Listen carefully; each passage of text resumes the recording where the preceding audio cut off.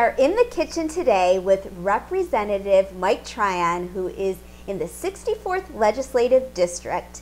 And I'm very excited to have him back in the kitchen to tell a little bit about his diabetes story and to also help us with some fun cooking techniques here. Well, thank you for having me here, Toby. You know, when I got diagnosed with diabetes, it takes a little while to get accustomed to the change in the diet.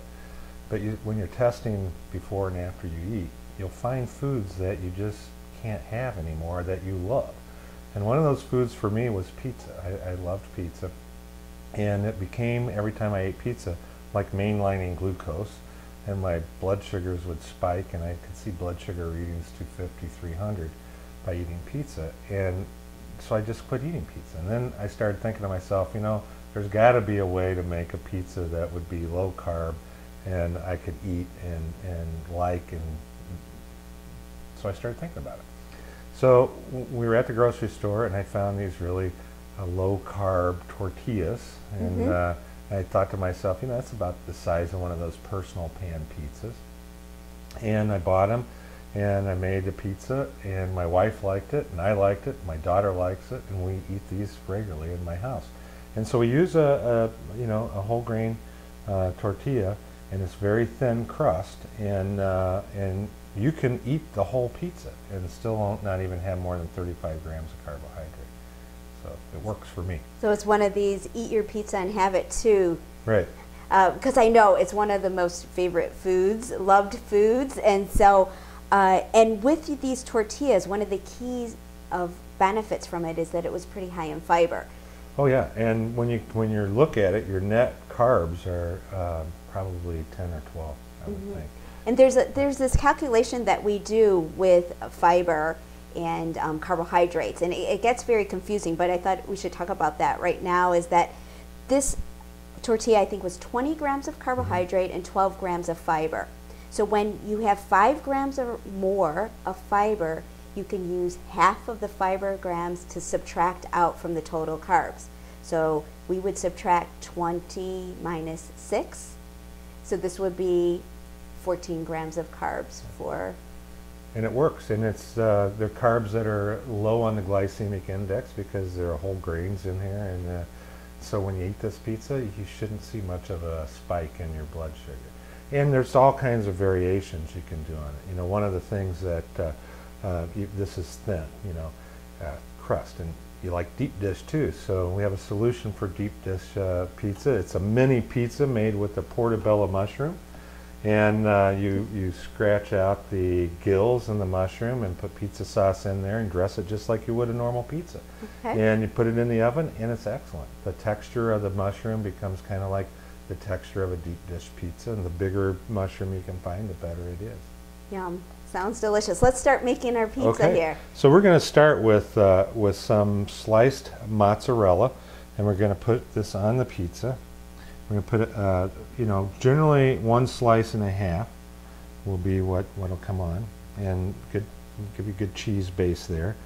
And by the way, I used to make pizzas when I was in high school, and so I think that's why I like them so much. Right. And then you get any kind of pizza sauce. I want to leave some spot there so we have like a crust, and you can get low carb pizza sauce just about anywhere, and you just pick one. I have several that I like to buy, and you're going to put roughly about 4 tablespoons of pizza sauce on here, and cover up the cheese. And this probably could be a little more honey.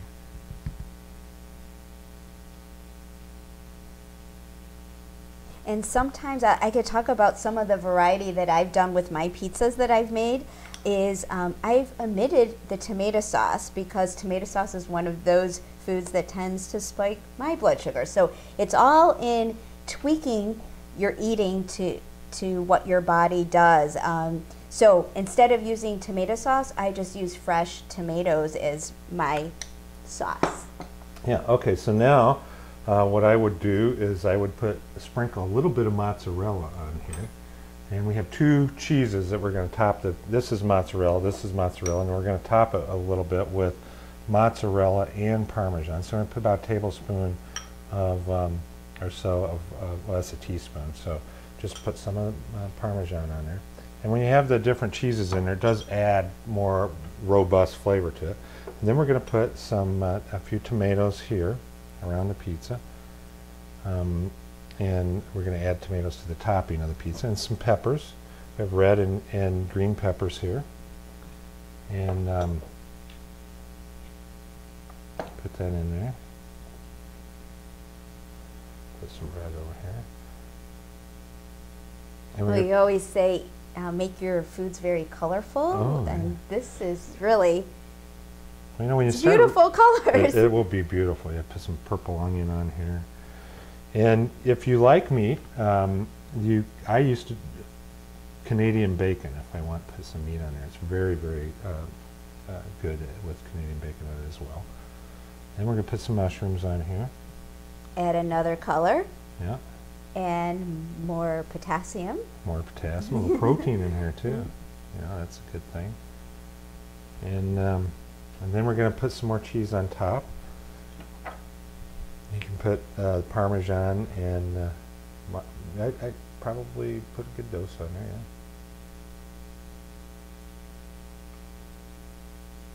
Then we're going to add some crushed red pepper.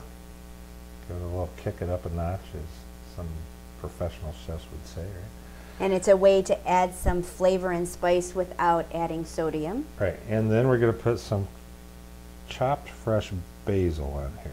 We'll put it in a chiffonade cut there. And then I cook on a pizza stone. You can get pizza stones at many places. They generally run anywhere from $10 to $20, and you preheat your oven. We have a pizza stone in the oven already preheated, and we're going to cook this at 400 for probably 20 to 30 minutes. And what will happen is this crust is still going to be very thin, so when you eat it, it's going to have to come out, and you have to be careful with it. You kind of roll it up to eat it and so forth, but it'll be very good.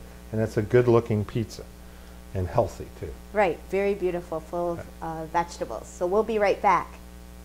Okay, so I'm dying to see how to make the mushroom pizza, literally. The deep dish. Yes. We call it, and it's like a deep dish personal pizza. And what's neat when you do this, you can also kind of use this as an hors d'oeuvre if you wanted to as well, like a stuffed mushroom, and works very well. So you can put a little more sauce in here because you have, you know, edges, and you're going to put this in, and you're going to cut the stem out, and of course we said you take the gills out of the mushroom. And it's actually going to cook down a little bit, so you know, it will not quite look this thick, but it'll. So you're going to fill it up, and of course deep dish has lots of nice sauces on it. And then we're going to top it again with the cheeses, the mozzarella and the Parmesan. And well, we're going to put some of our vegetables on. And from the cheeses, we're getting our protein. And watch your sodium levels with these recipes because of the cheese. A lot of times sodium is a little bit higher. So if you're really needing to watch your sodium level, check out some of the labels for the lower sodium cheeses is another option. So one of the things that that you might not think about is that would you put a mushroom on a mushroom? I know. And remember, this is your dough. This is going to Okay. become your dough, you know. So yeah, you're going to put a couple mushrooms on here. I like the veggies. And you're going to put some onions on here. So we're using the same exact ingredients as we did for the other pizzas that we made today, except for Right, the yes. bread part. And I put another mushroom on here. And then you're going to top this with the grated Parmesan.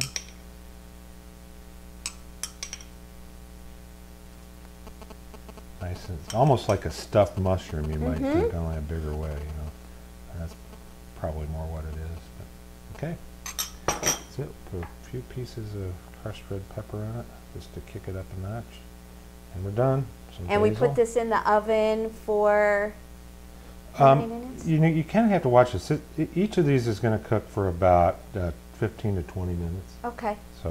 So it's an at easy 400. dish to make coming home from the office.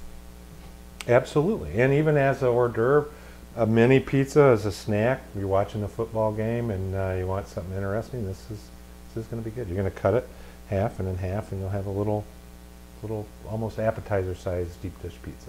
Okay. And we have another pizza that we used in the flatbread, which is a thicker crust than the tortilla, and it even has less carbs. Right. And you added up the carbs? How much Yeah, did it was have? coming in at about 10 grams of carbs Yeah. for alone for the bread part. So we have to add a little bit for the veggies. Yeah. So we're going to cook these, and we'll take the other pizza out, and we're going to have pizza. Okay. And it's going to be good. So now we have all three of our sample different pizzas in front of us. They look delicious and they smell delicious. So this is proving that...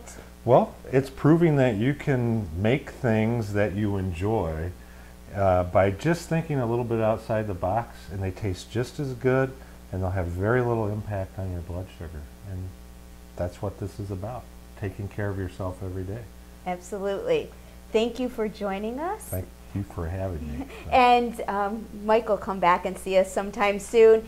Check out the nutrient analysis that's on the screen while we take a little sampling bite. See you next time.